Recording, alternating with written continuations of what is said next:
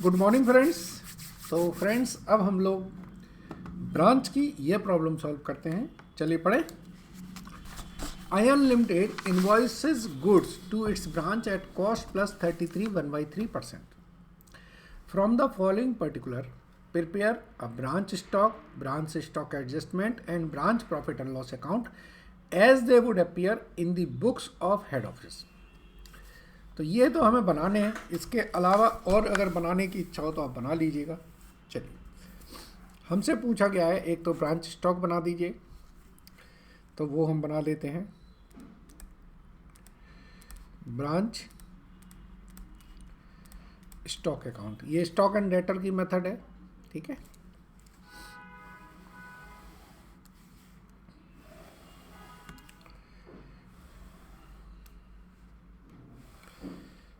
दूसरा पूछा इन्होंने आपसे कि ब्रांच एडजस्टमेंट अकाउंट बना दीजिए। तो एक हमारा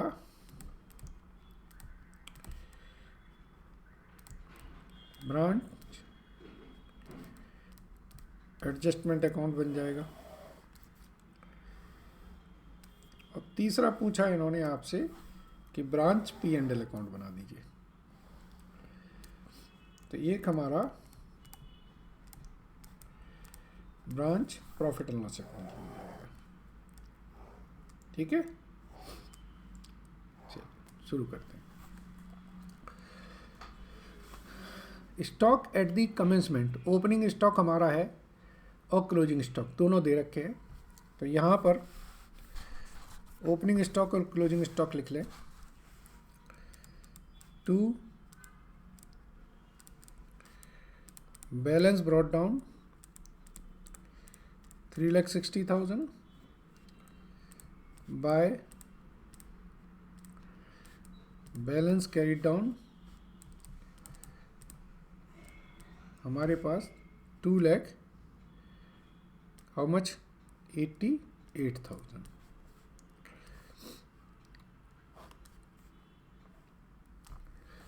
चलिए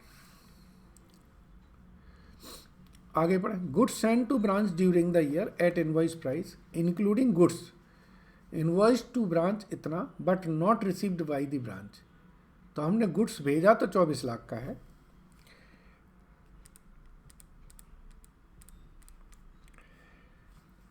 लेकिन वहाँ पे अभी पहुँचा नहीं है, तो ट्रांजिट में है हमारा गुड्स 48,000 का। इसका मतलब है 48,000 का गुड्स अभी रास्ते में घूम रहा है। तो यहाँ पे लिखेंगे to goods send to branch.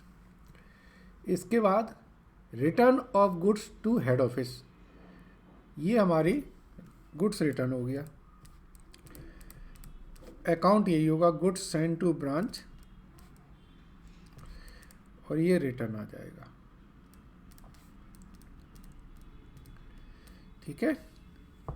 इसके बाद अब आपने क्रेडिट सेल की है। क्रेडिट सेल के लिए एंट्री होती है बाय ब्रांच डेटर। कितने की है क्रेडिट सेल आपकी? क्वेश्चन में दिए 1,20,000 की क्रेडिट सेल है, ठीक है। इसके बाद 24,000 का जो गुड्स है वो खराब हो गया है। नॉर्मल लॉस जो है वो हमारी 36,000 की है और कैश सेल हमारी 21,60,000 की है। तो जो कैश सेल होगी वो बाय ब्रांच कैश 21,60,000, ठीक है। और अब यहाँ पर दो चीज़ें हैं, एक तो आपकी नॉर्मल लॉस हो रही है और एक एबनॉर्मल लॉस हो रही है। जो नॉर्मल लॉस है वो तो सीधी सीधी ब्रांच एडजस्टमेंट अकाउंट में ट्रांसफ़र कर देंगे, पूरी की पूरी। और जो एबनॉर्मल लॉस है उसमें दो कंपोनेंट होंगे।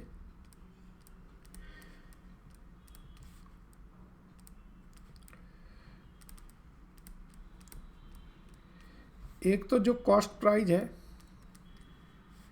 एबनॉर्मल लॉस की, वो तो पी एंड एल में जाएगी, और जो उसकी लोडिंग है एबनॉर्मल लॉस की, वो ब्रांच एडजस्टमेंट में जाएगी। ये तो पता ही है ना, ब्रांच एडजस्टमेंट सिर्फ और सिर्फ बनता है लोडिंग के लिए। लोडिंग का मतलब है जो इसमें प्रॉफिट लोड हो रखा है। जैसे कि ये हमारा स्टॉक है, कितना, ओपनिंग स्टॉक 3,60,000, तो यहाँ पर आएगा ओपनिंग स्टॉक रिजर्व 3,60,000 का 33/1/3 अपॉन 133/1/3, ये 90,000। यहाँ लिख दीजिए 33/1/3% ऑन कॉस्ट, ये हमारी 25% ऑन इनवॉइस प्राइस हो जाता है। ठीक है, ऐसे ही यहाँ पर जो क्लोजिंग स्टॉक रिजर्व है वो बनेगा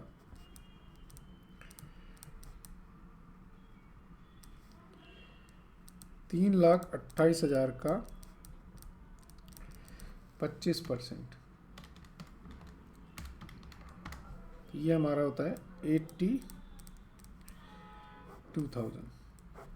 ठीक है जी। इसके बाद जो हमारा गुड सेंड था, इसकी लोडिंग यहाँ बनेगी, good send to branch loading, ये 6 लाख रुपए हो गई, और जो गुड्स रिटर्न है उसकी लोडिंग हमारी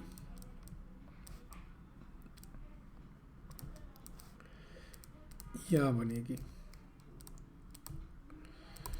ब्रांच स्टॉक से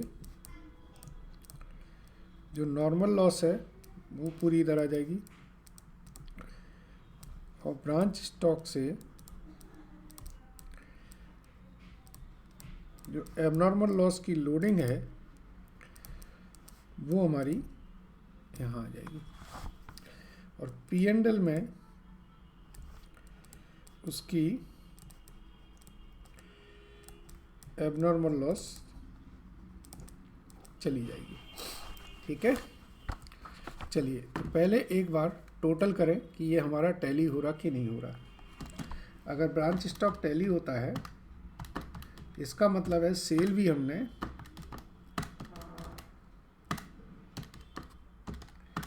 इनवॉइस प्राइस पे ही करी है। इसका टोटल आ रहा है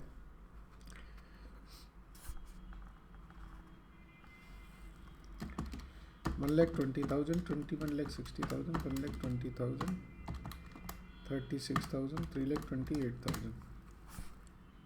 ठीक है, ये हमारा 6,000 और ये 80,000।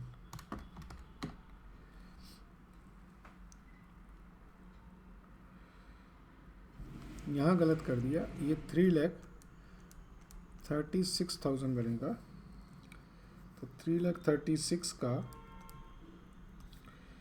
ये 84,000 आएगा। ठीक है, ये आया हमारे 27,96,000, 27,96,000 ये हमारा सरप्लस आया है। इसका मतलब है सेल प्राइस ज़्यादा थी इनवॉइस प्राइस से, क्योंकि देखो ये इनवॉइस प्राइस है, ये इनवॉइस प्राइस है, ये इनवॉइस प्राइस है, ये इनवॉइस प्राइस है, ये इनवॉइस प्राइस है, ये इनवॉइस प्राइस है, ये भी इनवॉइस प्राइस है, तो बाकी बचा क्या, यही तो ज़्यादा पे है।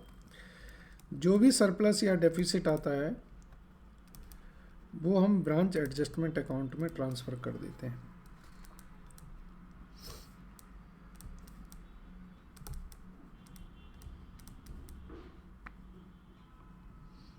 ठीक है, सो ये टोटल आ रहा है हमारा 7,26,000।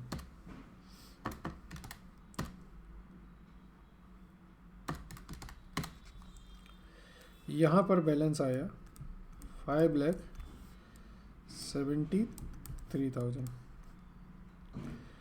ये हमारा ब्रांच पी एंड एल में चला जाएगा। ये हमारा ग्रॉस प्रॉफिट है।